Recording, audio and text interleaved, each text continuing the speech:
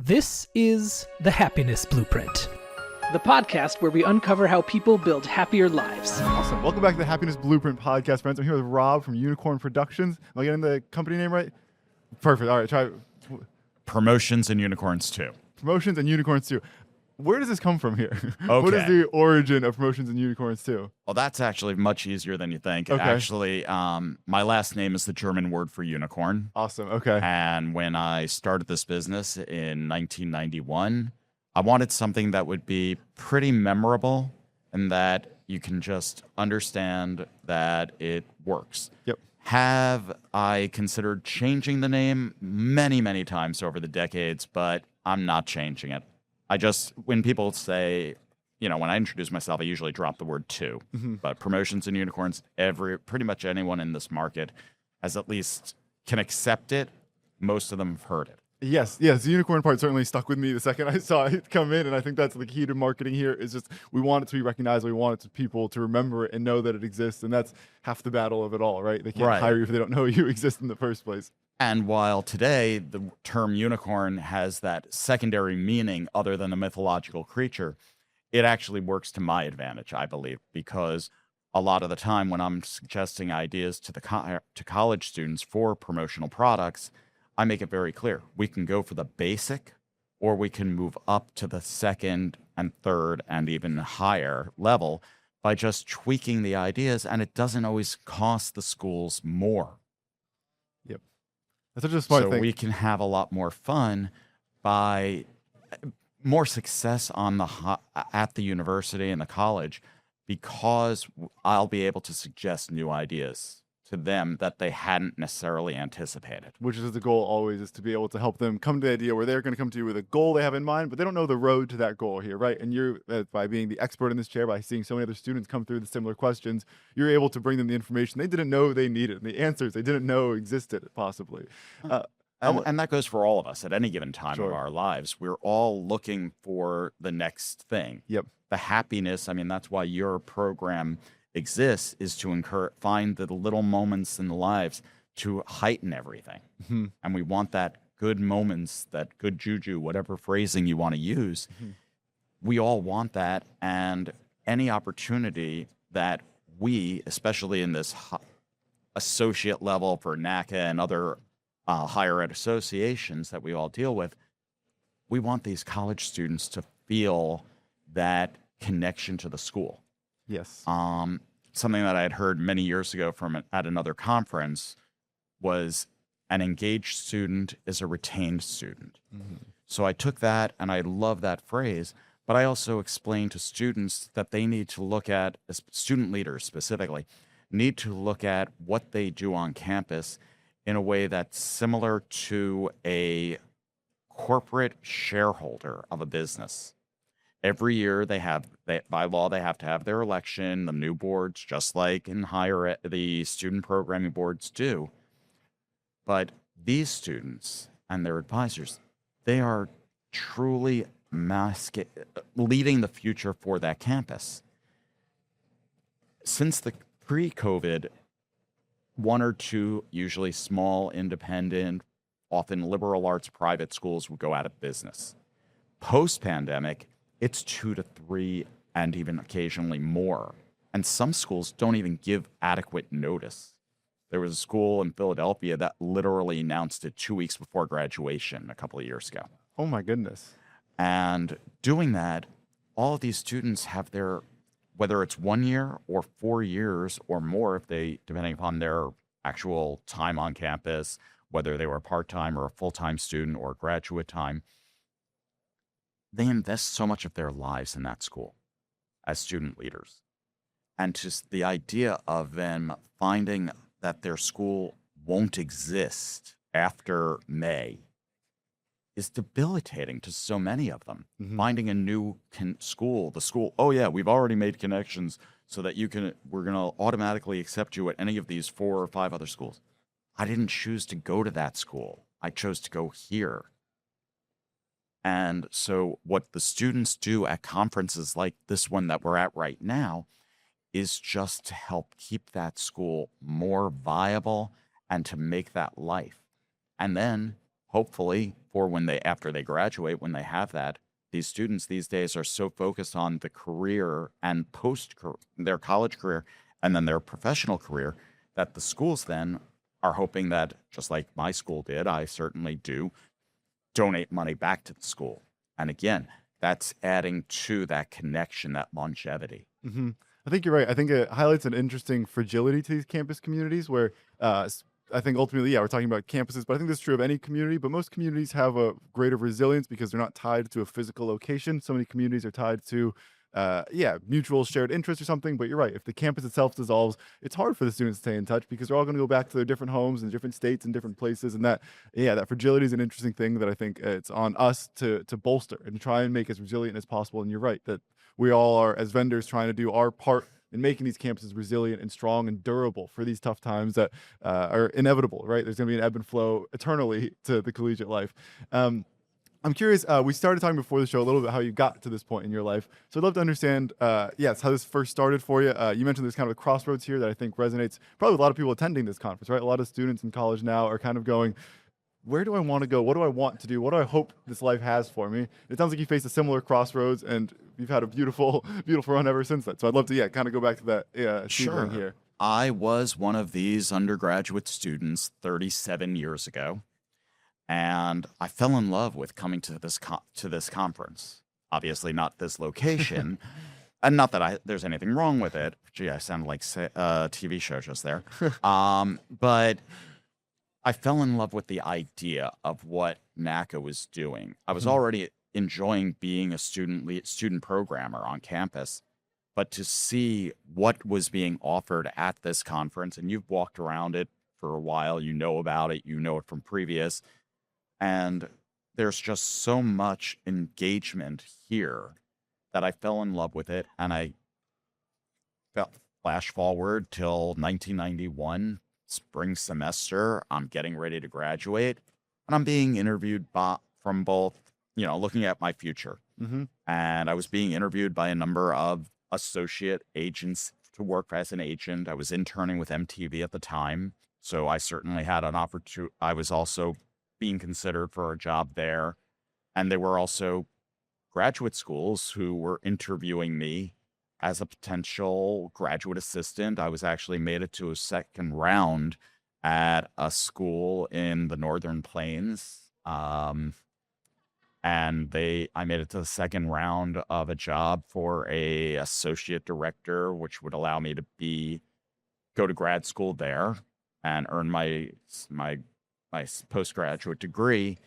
But to relocate my life for only 10 months in 1991 to 1992 for $11,000. Yes, they were giving room and board. I would have lived there. I didn't think that was the right thing. My parents offered me an opportunity to start my own business. They were entrepreneurs. And I said, sure, 5-7 years, then I'll go back to grad school or get a job with one of the other agencies. Well, as I said, was 1991, it's 2026, and I'm loving what I do.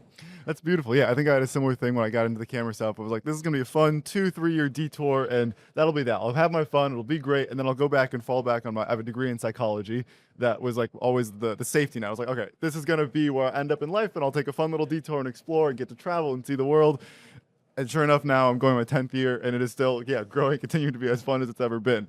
So I relate to you where I think there's something important in starting a journey, being like, I don't know where this journey is going to take me. I don't know what it has in store for me. Your job is just to be brave and take that first step into the journey. And I think it's something we see of so many people, again, and specifically college students, but people in general, right? I think this is true of people at any age, and it's most commonly at this, young adult age. But I assume there's plenty of other adults at their job going, is this my forever path? Is this the path that's going to fulfill me forever? And I think it's, a kind of brave thing to go, no, this is not it. And then what is that path? And it sounds like you did a good job exploring that. Well, I'm a father of a 24-year-old college graduate. She got her first career job, and she's getting ready for her anniversary. Her 1-year anniversary is coming up this week. So, I'm able to see. That's the one thing I've always found that was beneficial for me with this market. I had nieces, nephews, and of course, a daughter who was always in college in most of those years. There was somebody who was. So if I had a new idea, I could basically test market it on a family member. And if they responded to it, then I would present it to something, and it would usually be something a little outside or an application that the college students wouldn't normally see. What are some of the most successful of these products? And I guess part two of that is, why do you think they've been successful? So what are people latching onto, and why do you think that has been the case? One of the things that we had sold for decades was a pen that looks like, that has an outline of something. For us, of course, we use it as a unicorn bust, the bust of the unicorn. And that became a standard operating procedure over 20 years ago. And the schools love it because most of the time they have a mascot that's evocative of it, and or they can build it into a theme. Yes, in 2026, less students are actually writing their notes with pen and paper, but it's still something special. And people buy these similar ones at Disney, where it's just the Mickey head. So it's still viable regardless. And then post-COVID, one of the things that we pivoted to, because you come to this conference and everything is experiential. There is so much more of this, what you do right now, and all of the other programs like Groove Boston, GDM6 has been doing. That's experiential. Look at the marketplace; it's all rides and games. We actually developed with another company games that we are now branding for the schools, whether it's a version of Jenga or a version of Connect 4 or Shuffleboard even, or Knock Hockey. There are so many of these games because when the students are coming to their club fairs and welcome weeks and all, the school, they're talking at the students. They're not having the conversation that's organic the way you and I are. They're just they're speaking about. They're not engaging enough. By playing a game, there's the engagement. There's the fun, because these programs are all about fun, happiness, the connection, and the wanting to stay. So by gamifying those moments, builds up that connection that they have early on at the school. And most of the time, it's only one, maybe two. There have been some schools that have ordered dozens. I was at an event not for students, it was for professionals. And a school we never worked with before saw it as we were setting up, thought it was great. It was the end of the fall, it was the end of the spring semester. She had a couple $1,000 and said, "Here's $1,500. I'm going to get you the money. Just send me however many you can that you can send me for that." I didn't get the artwork for months, but I invoiced it that day.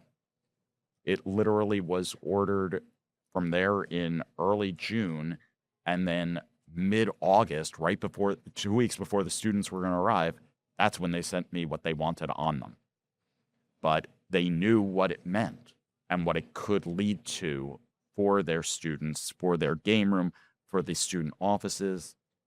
And that's one of my favorites. Another one that we do is playing cards. And everybody knows where the thing about playing cards, when you're at home, and I'm sure, Peter, you understand this, you know if you're going to play cards, whether it's solitaire or poker or whatever, you know where those cards are in your home, what drawer they're always in, or a shelf, whatever. Playing cards are one of those things that people don't necessarily think about, but they know it brings them that happiness, that moment of, whether it's a quiet moment of happiness or a rambunctious one. So we came up with having each card printed on not just the back of it, but the face, where we did it with a school in Western Connecticut State University, the deck of clubs. So each organization has their own card.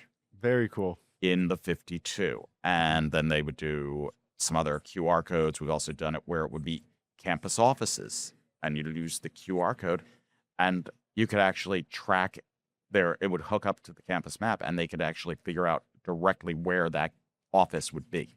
Interesting. And that's just to make it easier for the new students to see what's out there and where they need to go when they need something special. This episode of the Happiness Blueprint podcast is brought to you by Vibarks. Goals, budgets, and KPIs can tell you what happened, but they don't tell you how people felt while doing the work. Happiness is the most important metric of all, and it needs a system. VibeArcs is that system for prioritizing your mental health and tracking emotional metrics for individuals, teams, and even projects. Users submit a weekly 2-minute check-in, online or in the app, for metrics like happiness, stress, and utilization. Then, VibeArcs processes that data into quantified metrics that help spot patterns, celebrate wins, and encourage support where needed. Personally, I loved using VibeArcs with my team at GBM6. It felt like such a great way to check in with myself and make sure I'm hitting both my professional and my personal goals. I especially love that it asks me for 3 things that I'm happy about every week. During busy season, I find that things can feel a little chaotic and stressful, so this has felt like a really great tool to reframe my focus and make sure I'm aware of how many great things are happening around me, even in the most stressful moments. VibeArcs is free forever for individuals, .edu teams, and .org teams. All other organizations can start with a 60-day free trial and then pay just $5 per user per month to build a healthier, happier, and more engaged workplace. Check out the link in our description to get started on your own journey towards a happier personal and professional life. Thank you to VibeArcs for sponsoring today's episode. All right, back to the show. What have you learned about happiness then that extrapolates outside of the campus community? Where it sounds like you've done a great job of like bolstering students to claim their identity of campus and finding new ways for them to engage with campus and really like celebrate the identities and the nuances of campuses. I'm curious then how that extends outside of campus life. Like, what have you learned in these 37 years, I believe was the number, that extends outside of that it may be a universal truth for people seeking happiness? I think through social media more than anything else, and I mean, obviously, this is social media, people were afraid of social media, and they still are, and there's justifiable reasons. But what the students, and this correlates to what I had said earlier about ownership and the investment. When the students are publicizing their events, they're tagging the school, they're tagging the programming board, they're tagging if they're doing something cooperatively with another organization or office on campus. What they're missing is tagging their high school, their friends' high schools, their cousins, because when they add that, it's just adding to the fun. It brings more to the future of the school. And it shows those students who are younger and looking up towards whether they're looking up to that student who's on the campus in looking up to as a mentor, or when they look at the colleges, suddenly they're going to see that Endicott, for example, you did a session with those students, does such great programming. Now I need to take a first or even a second look. And then the students who are looking at those colleges, like my daughter did, she needed to find the right niche place for her. And that's what makes it happy. My daughter was known as, they didn't necessarily, we moved to the town that we're in when she started 8th grade. So she did not know many people. There were 3 middle schools feeding into her high school, as well as private schools and everything else. So she wasn't very well known outside of her circles, but she fell in love with the school, which she wound up going to. In her junior year, as she was a rising junior, sophomore year, as she was a rising junior, she actually did a summer program at that school. So she was wearing their clothes every day. She was, so she was like, she knew where she wanted to go at an early age. And she was known as the girl who's going to American University. They didn't know her first name. They knew very little about her because she was very quiet. She still is pretty quiet. But that was her. And that was her identity. It wasn't the identity she necessarily wanted, but that was the identity that she presented. And what we all want, we want the identity that we present to be part of who we are, but we also want our own identity beyond just what people see. Mm-hmm. And so that part was hard for her, but she knew who she was and she knew who her friends were. And that's what matters more than anything else. That's beautiful. That's beautiful. My last question for you here is something that makes you happy outside of this. We've talked a lot about making other people happy in the way that your work and your career has facilitated other people's happiness here. I'm curious what makes you happy outside of this. So is there a hobby? Is there an activity, a place you like to go? What's something that brings you joy? I enjoy exploring traveling. First of all, traveling is one that my parents taught me to have a passion for traveling at an early age. They traveled the world multiple times. I like to travel. Been to a good number of countries, not as many as many of my friends, but c'est la vie. But I also like to, when I'm in a city, explore the alcohol. No, I'm not an alcoholic, and I know a lot of people here who are going to be listening to this are underage, and frequently, my wife and I, because she loves it as a hobby, and she actually says going to breweries, distilleries, and wineries is her hobby. I am invariably the designated driver, so I'll have a sip, I'll have a taste, but I'm always in control. But that has become a hobby for my wife and I. Admittedly, when she was younger, my daughter, there was no way we could do that.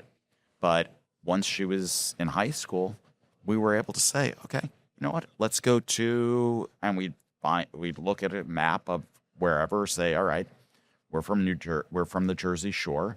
There's a place that we wanted to check out. It's an hour and a half away. It's in Pennsylvania or New York or all the way down in Cape May, New Jersey, wherever. And we'll just either do it as a day trip or spend the night or a weekend.